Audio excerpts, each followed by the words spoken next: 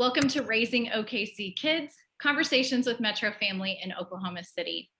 I'm Erin Page, and today I'm joined by Madison Whitekiller, who holds the title of 2022 Miss Indian Oklahoma, to talk about her platform, Guiding Native American Youth to Discover Success Through STEM. Thanks so much for being here, Madison. Yes, Erin. Thank you for having me.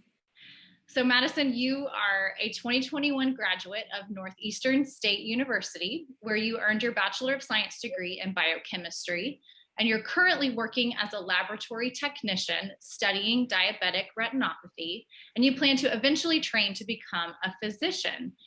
Did you always know that you wanted to go into medicine, and what inspired you to pursue a career in STEM?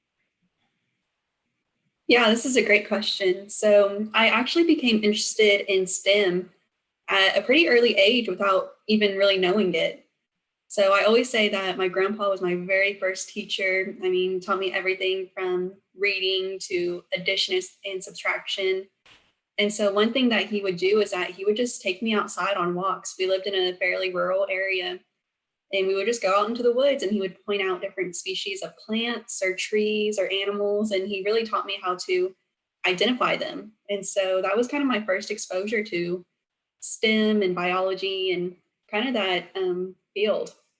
And so my interest in health came to me around the age of 10. And this was a time that my mom was actually diagnosed with cancer.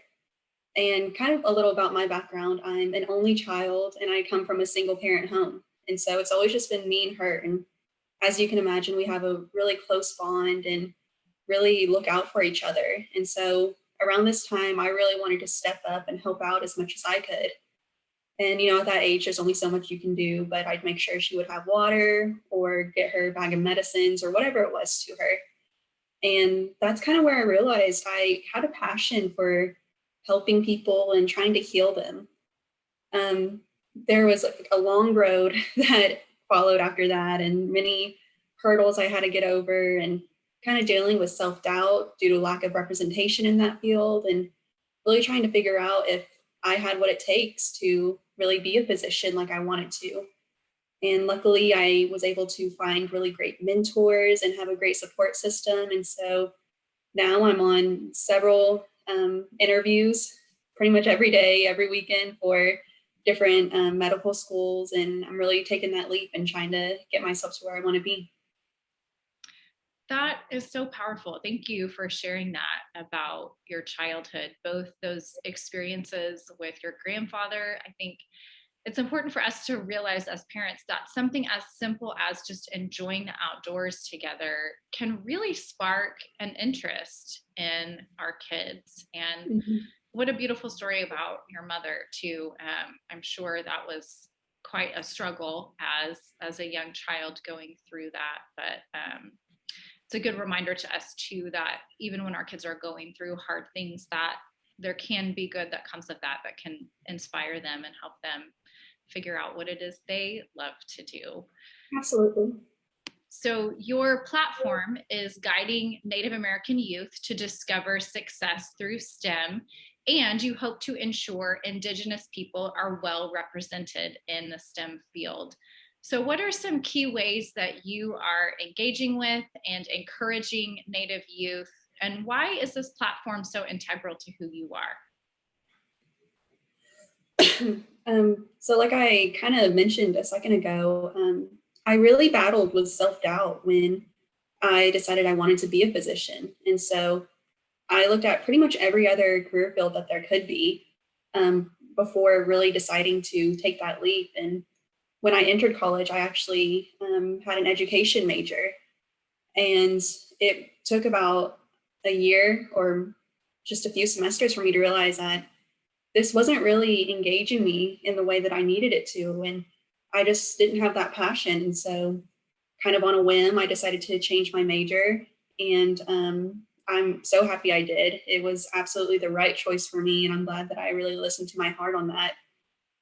But I still really struggled with wondering if I was good enough, if I was smart enough, if I had the work ethic to really continue down this path. And so, like I said, I had some amazing mentors. The faculty and staff at NSU was amazing to me, and they really supported me. And like you said earlier, I'm working in a lab right now. It's Valdez Laboratories, and Dr. Valdez has just been integral to my development and really gaining that confidence. And so I wanted to do that for someone else, to kind of be that person that someone else could look to and hopefully find as a mentor. And so what I've been doing with my platform and with my title is really trying to go to these schools directly and have these conversations with children at an early age, so they know early on that they can reach their full potential. And just because they are from a smaller school, a rural area, they don't see anyone that looks like them in these positions, that they can still do it and they can still make it. And so just going to these schools as often as I can and sharing my my platform with them, and hopefully kind of growing these doctors and nurses and these scientists right in their hometown, so that they can go back one day and really fill the cup of their town and their community and give back in that way. That is so beautiful. So you are kind of using that education piece, even though that wasn't what Mhm. you chose to major in. I love that you're kind of incorporating that now into what you're doing, and that it's been important to you to give back. For parents, what's your top tip for us to help our kids have access to opportunities in STEM, whether it's just as a hobby or something fun to do that we could connect over, or to show them all the potential career choices? So, something that I really try to tell parents is make it fun. I mean, you touched on that, to have fun together. And like I said earlier, my kind of intro into STEM was just going outside, going on walks, and looking at the different plant species or animals and learning about those from my grandfather. And so that's something that parents can continue to do with their children. I know in Oklahoma City, they have an amazing science museum that parents can take their kids to. That's so much fun. And it's just really about feeding their passion and creativity in ways that keeps them interested. Something that I've really enjoyed looking at is all the activities that happen in the month of September. So it's now being called STEM Timber, where so many different organizations will put on these different activities for kids to go and really kind of learn more about STEM and these careers in STEM that they could follow. It's just a little bit of research and looking out there. There's so many opportunities, and the kids will absolutely enjoy it and remember it for forever. That's such great advice.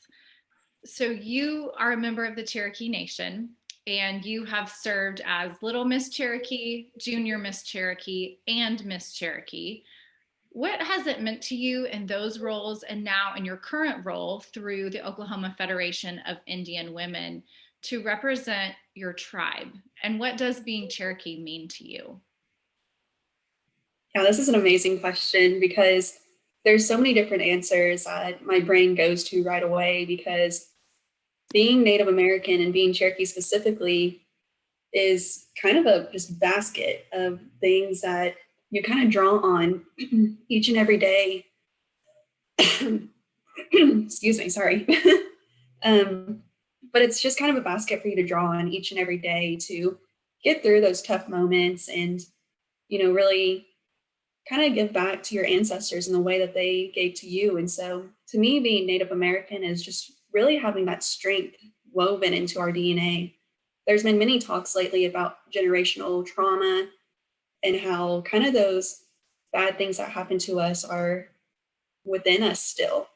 And that's true. But I also believe that our strength that our ancestors had during those hard times is still within us. And we are capable of thriving today because of them and because of that strength that they had.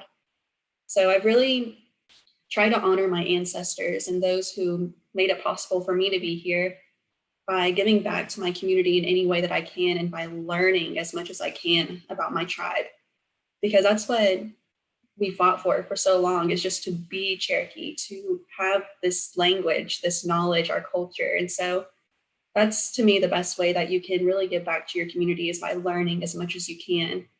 So it's really been an honor to hold these titles, to be an ambassador for my tribe. But really, what I've loved is getting to educate others about my tribe, but also learn.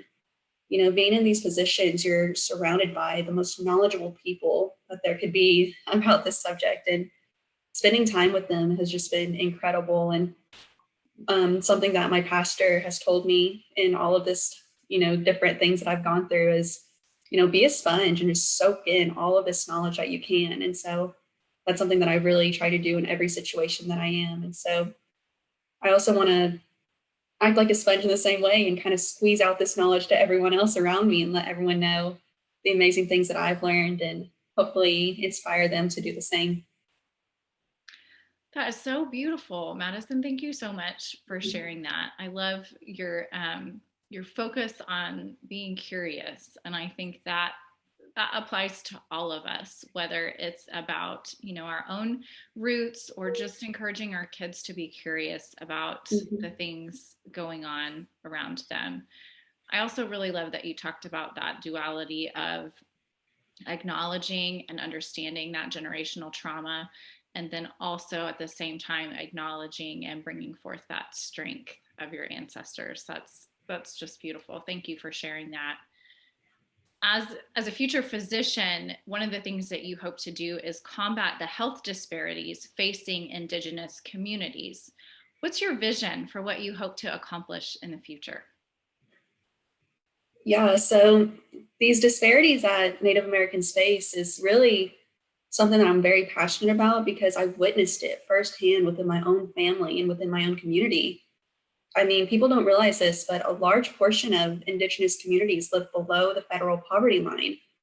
And this is really what causes these disparities. A lack of access to healthcare is what's really hurting our communities. And so that's why I really wanted to become a physician as well, as to give back to my community in that way. So my great great grandmother was a healer in her community. And even today, we'll have people coming up to us and saying, she helped heal my grandfather, or she helped heal my aunt, or whatever it may be. And that's an incredible thing to know that one person can have such an impact that lasts generations. And so that's what really motivated me to enter the health field.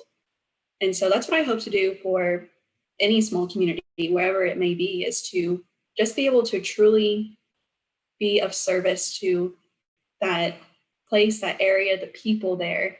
And at the same time, hopefully inspire others to pursue medicine or STEM and really be that beacon for someone to kind of come to and gain mentorship from and heal along the way.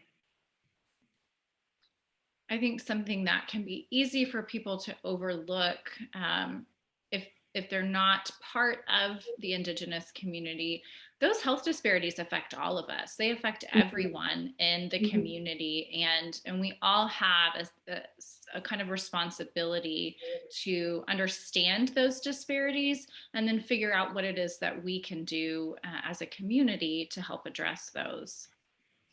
Right. And something that my people have believed in is that when one person is struggling, then really we're all struggling because as part of a community, we should be helping one another and really trying to raise and lift everyone.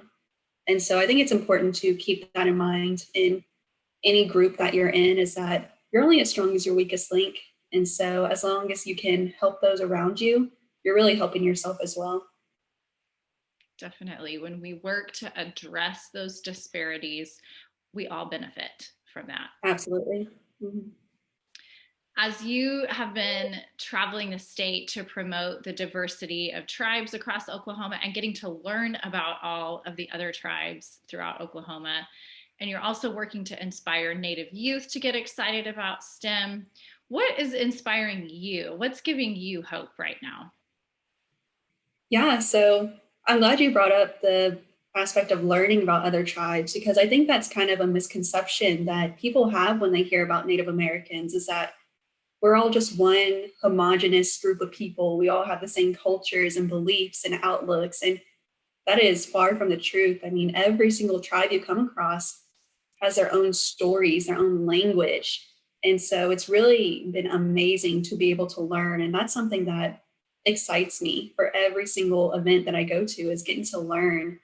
And like you said, just keeping that curiosity within me alive. And, with Miss Indian Oklahoma, it's so different from the other titles that I've held, because with that, I was representing the people that I grew up with, the people that were around me, the Cherokee people. And I felt like I was pretty knowledgeable about that. But with Miss Indian Oklahoma, I'm representing all 39 federally recognized tribes in Oklahoma. And so that's kind of a big weight on your shoulders if you let it be. And so being able to learn about all the tribes has been so amazing and so motivating to keep going and be a good representative for all of those people. Something else that's really given me hope is just the excitement from kids. You walk into a room with a crown on, the kids get so excited, and that's amazing and that's great. But also knowing that you have their attention to hopefully teach them something and inspire them, and let them know that they have the ability to go for whatever their dreams may be, if that's in the health field, in STEM as a researcher, or education, music, whatever it may be. Just kind of letting them know that just because they haven't seen somebody like themselves do it before doesn't mean that they themselves can't do it. And so I love doing that, being able to inspire them in a way that really my role models did the same for me. But also seeing the strength of each tribe that I get to go to. Again, our people have been, through a lot as Native Americans, and as different tribes, we all have different histories. But seeing that so many tribes are still here today and thriving and doing well for the community around them, and that's an amazing thing to see, that despite the hardships that Native American people have gone through, we still are able to take care of ourselves and everyone around us. We always make sure that everyone in our areas are well taken care of. And that's been really inspiring to me and given me hope for the future, even when I have bad days, knowing that there's people around me looking out for me and I can do the same for them. And so that's what I hope to do with my title. I love it. And you are obviously well on your way to accomplishing all of those big goals.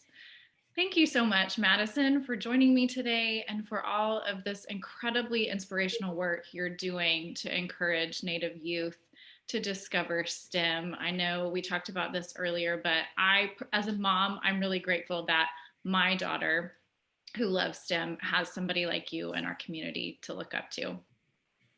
Well, thank you. I'm really glad that you're so encouraging with her. I know we talked about how she was so interested in STEM right now. And at this age, it is hard because, you look around and it's all the boys who are really getting encouraged. But as a young girl, keeping her on that track of interest for STEM and education and really growing into who she can be, I'm really look up to you for that. And I think you're doing an amazing job with her on that.